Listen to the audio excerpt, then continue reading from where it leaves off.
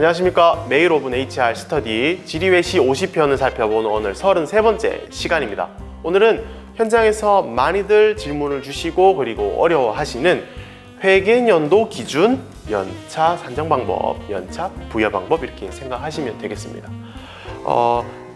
지난 시간에도 제가 말씀을 드렸지만 연차 휴가에 대한 관련 법령이 최근에 개정이 돼서 연차가 넉넉하게 많이 부여가 되시고 있죠. 지금 과거에 비해서요.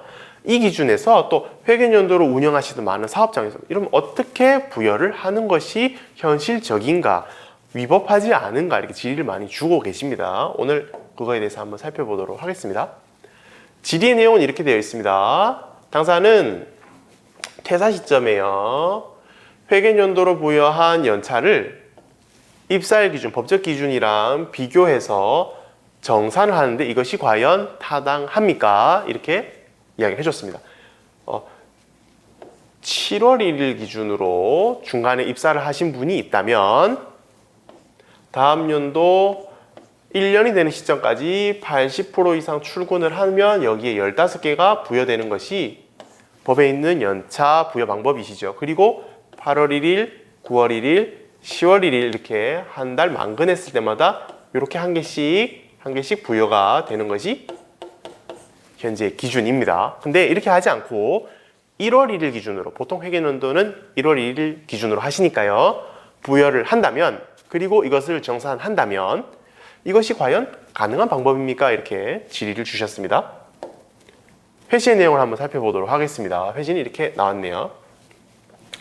근로자 개인별로 정하는 것이 원칙이다. 즉, 법에 있는 기준은 입사일 기준으로 근로자가 입사한 날에 따라서 연차를 기산하는 것이 원칙입니다.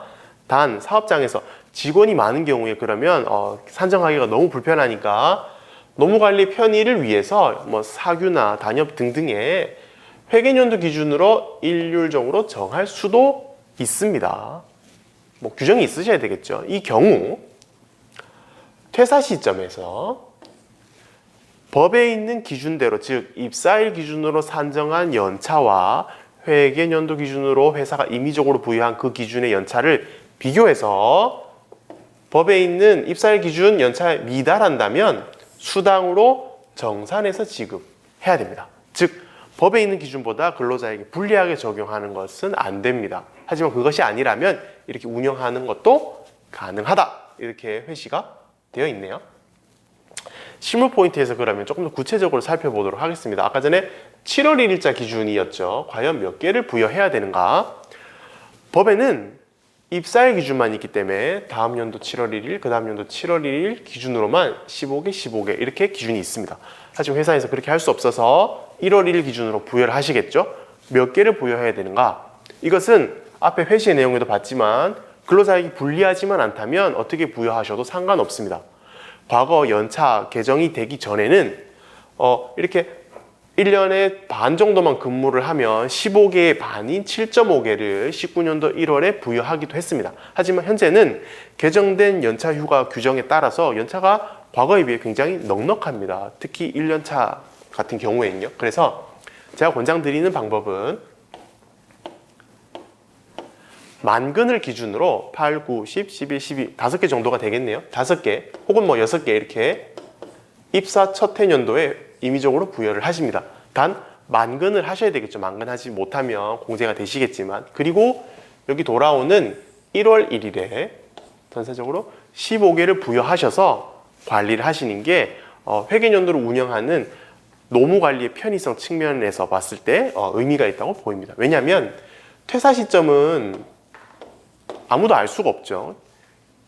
1년이 지난 7월 1일 이후에 퇴사를 한다면 26개를 기준으로 정산을 해야 되고, 예를 들어 1년이 되지 않은 시점이라면 11개 혹은 10개 만근에 있는 월 기준으로 정산을 해야 되기 때문에 이 근로자의 실질적인 법에서 보장된 입사일 기준의 연차는 몇 개인지 사실 알 수는 없습니다. 그래서 이렇게 넉넉하고 다른 근로자와 동일한 개수를 부여해야 회계연도로 운영하는 의미가 있다고 생각을 하고, 어차피 퇴사 시점에는 이 개수와 이 개수 비교를 해서 정산하는 시점은 일어나셔야 되겠죠. 그래서 15개, 15개 16개 이렇게 이제 한 개씩 늘어나도록 부여하는 것이 현재 시점에서는 회계연도를 운영하는 가장 합리적인 방법이 아닐까 생각을 합니다.